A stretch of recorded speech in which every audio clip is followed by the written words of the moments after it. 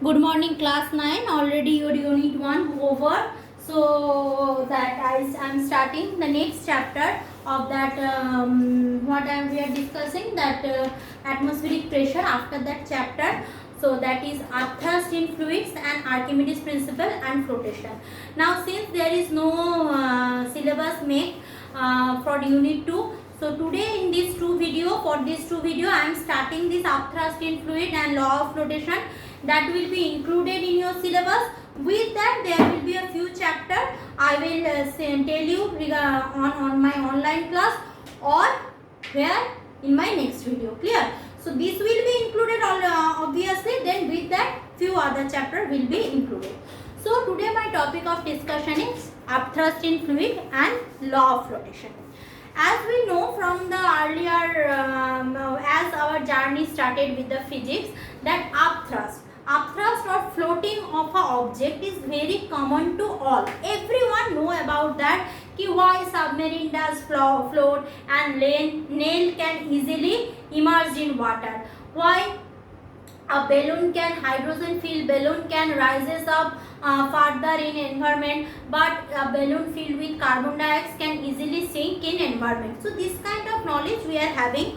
Now this is the turn to discuss all the things regarding upthrust and flotation by the help of mathematics. Means now onwards, if we are going to tell something regarding upthrust or flotation, we will definitely do it by or saying it by mathematics, because now onwards we are not very much small or not very much big, so we will do everything in terms of mathematics. How? See, upthrust when we are dealing, then first thing we need to know what is the weight of a body. Let's do a diagram that will easy to remember and recall the things during the exam. So if I am having a container, so this is filled with suppose water. Clear? So this container fully filled with water, and here I am having a object. This is my object. So if I am having an object, so it should have a weight. So weight will be acting what? Downward. Always weight will be acting downward. Now if you are floating on water, so means you are giving a force due to your weight, you are giving force in downward direction on water. So water also give a reaction force in the upward direction, because we had already done Newton's third law, that is every action has an equal and opposite reaction. So if you are pushing that water with a force in downward direction, so water also give a force in the upward direction. Clear? So these all things came from this downward force and upward force. So that upward force given by the water is called that upthrust, but it is not as much as simple as we are thinking. So what if weight of the body is W I am taking, so that upthrust, suppose that weight of the body always acting vertically in downward direction. So suppose I am taking upthrust is acting by water, upthrust given by water is FB. Here this B came from the fact of buoyant force.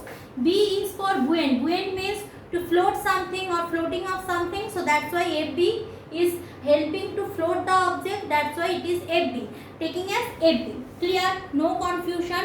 Now if that FB is that force acting vertically upward direction, if the object is gradually submerging in the water, so if that object is gradually submerging to the water, so the buoyant force what is given by the water, that will also vary. So if instead of the object here, suppose the object is right now, I am grabbing this one, suppose the object is right now here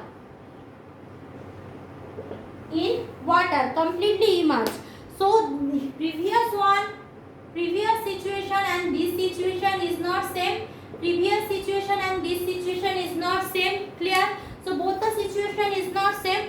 So previous one and this situation, so that depending upon the density of the fluid, that buoyant force also depend on the density, because more the density, more the compactness of the liquid. As an example I am giving, so if I want to swim in air, can I? No, because the density of air far less than with respect to water.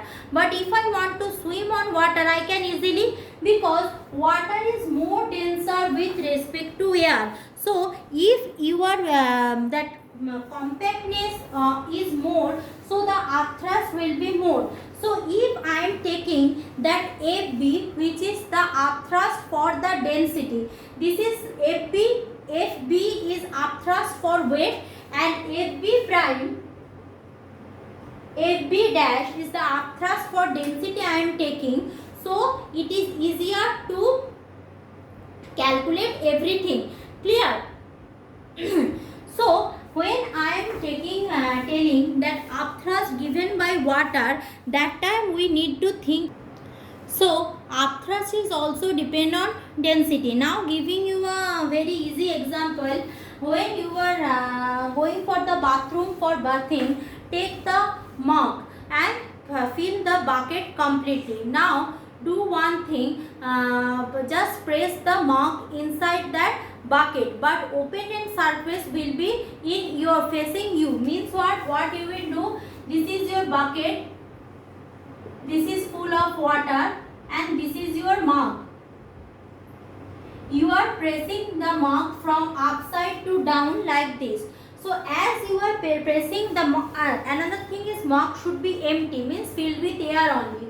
So when you press the mug inside the water, you can see more you are pressing, more is the upthrust given by the water, means more force you can feel. So when the mug is completely immersed to the water, completely immersed means it is not the situation where water will come and fill the mug. It is the situation when the mug completely immersed but still it is empty. So that time it is very difficult to hold the empty mug inside the water, because that is the maximum amount of upthrust, and that is due to density. So what I am telling, again I am telling, W is taking here as weight of the body,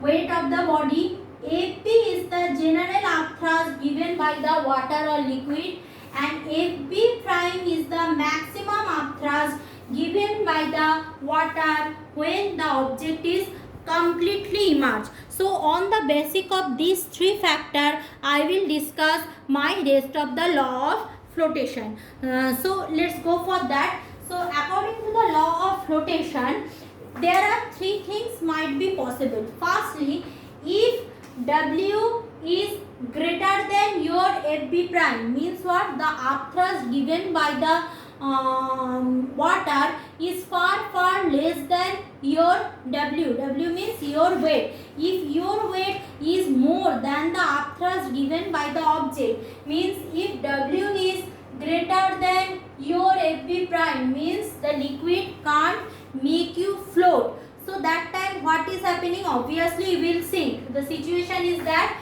for this case, the situation that when the object is completely immersed inside the water, so W greater than FB prime. Now again another thing can happen when FB prime is very much greater than W, means your weight is very much less than the upthrust. Your weight is very much less than the upthrust. That time what we will do? You will completely float on water, means the W is very much less than FB prime, means FB prime value is so huge you can't even sink in that liquid. Clear? Another thing is that sometimes your W is just equal to FB prime, means the upthrust is just equal to what? Upthrust is just equal to the weight of the object. After is just equal to the weight of the object. So that time what is happening? That time you will float in the object, but all the part will remain immersed. Means that time you are just like this. You are here and water is also here. See, you are submerged completely, but still you are floating. That is the third condition when W is equal to AB prime.